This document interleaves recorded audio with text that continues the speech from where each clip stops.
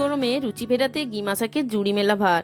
দুপুরে খাবার পাতে এই রেসিপি থাকলে খাবারটা পুরো জমে যায়। তাই এই গরমে সুস্থ থাকতে অবশ্যই খেয়ে দেখুন গিমা শাক। আর গিমা শাকটি আমি রান্না করার সবচেয়ে সহজ পদ্ধতি দেখাবো, আর সেই সঙ্গে দেখাবো শাকের পুষ্টিগুণ ঠিক রেখে শাকের মধ্যে তেতোভাব কমিয়ে রান্নার টিপস। নমস্কার বন্ধুরা, আমি অমৃতা আপনাদের সামনে হাজির হয়েছি অমৃতা রান্নাবান্না চ্যানেলটি থেকে। আজকে রেসিপি গিমা শাক।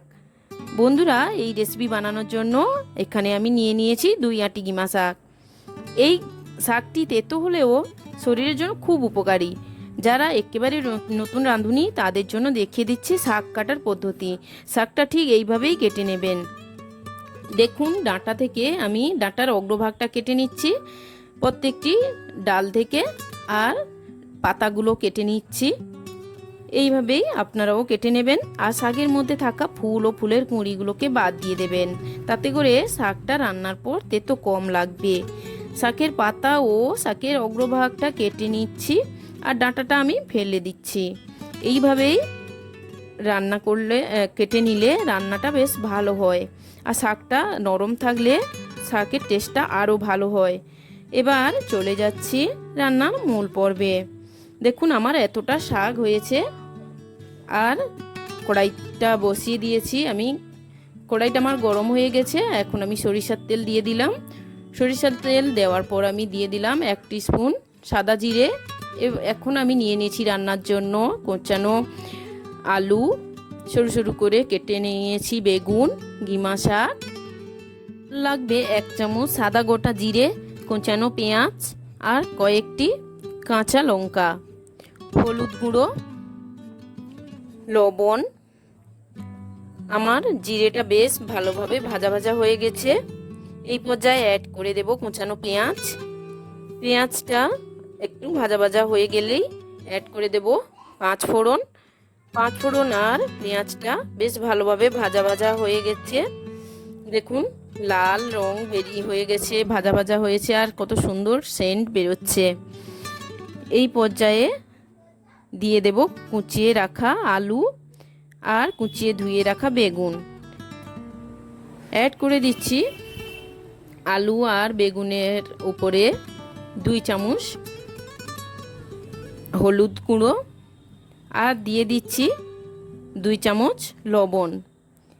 দিয়ে বেশ ভালোভাবে নেড়ে চেড়ে নেব আলু বেগুনটা মশলার সঙ্গে। বেশ একটু মশলার সঙ্গে আলু বেগুনটা কষানো হয়ে গেলে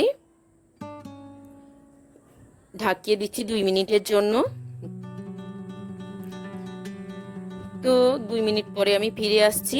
দেখুন, আমার 2 মিনিট হয়ে গেছে, আর আলু বেগুন মশলার সঙ্গে কত সুন্দরভাবে সেদ্ধ হয়ে গেছে। আর যেহেতু বেগুনটা দেওয়া আছে, তাই কড়াইতে বেশ একটু লেগে লেগে গেছে। তাই এইগুলোকে খুব ভালোভাবে খুন্তির সাহায্যে ঘষে ঘষে তুলে নিতে হবে, তা না হলে নিচে পুড়ে যাওয়ার সম্ভাবনা থেকে যায়। তো আমি ঘষে ঘষে তুলে নিয়েছি, আর একটু নেড়ে চেড়ে এই পর্যায়ে দিয়ে দিচ্ছি ধুয়ে রাখা গিমা শাক। তো গিমা শাক দেওয়ার পরে আমি গিমা শাকের ওপর দিয়ে দিচ্ছি কাঁচা লঙ্কা। চেরা কাঁচা লঙ্কাগুলোকে দিয়েও এই আলু বেগুন আর মশলার সঙ্গে বেশ ভালোভাবে নেড়ে চেড়ে কষিয়ে নেব। তো খুব ভালোভাবে আমি এখন নেড়ে চেড়ে মিশিয়ে নিচ্ছি। এইভাবে একটু নেড়ে চেড়ে নেবেন আপনারাও। আর যেহেতু লবণ আগে দেওয়া ছিল, সেই জন্য শাক দেওয়ার পরে আরও 1 চামচ লবণ অ্যাড করে দিলাম। লবণটা দেওয়ার পরেও শাকটাকে আবারও নেড়ে চেড়ে 1 মিনিটের জন্য ঢাকিয়ে দিলাম। দেখুন, 1 মিনিট আমার হয়ে গিয়েছে। এখন ফিরে এলাম। আমার শাক এবং সমস্ত সবজি খুব সুন্দরভাবে সেদ্ধ হয়ে গিয়েছে। রান্নাটা আমার পুরোপুরি এখন রেডি। আর দেখুন কত সুন্দর হয়েছে দেখতে, এবং খেতেও কিন্তু অনেক সুন্দর হয়েছে। বন্ধুরা, একবার আমার মতো করে বানিয়ে দেখবেন, অনেক সুন্দর লাগবে। আশা করছি আপনাদের ভালো লাগবে। আমার আজকের রেসিপি আপনাদের কেমন লাগলো কমেন্টে জানাতে ভুলবেন না। রেসিপিটি ভালো লাগলে লাইক এবং সাবস্ক্রাইব করে পাশে থাকার অনুরোধ রইল। বন্ধুরা, দেখা হচ্ছে পরের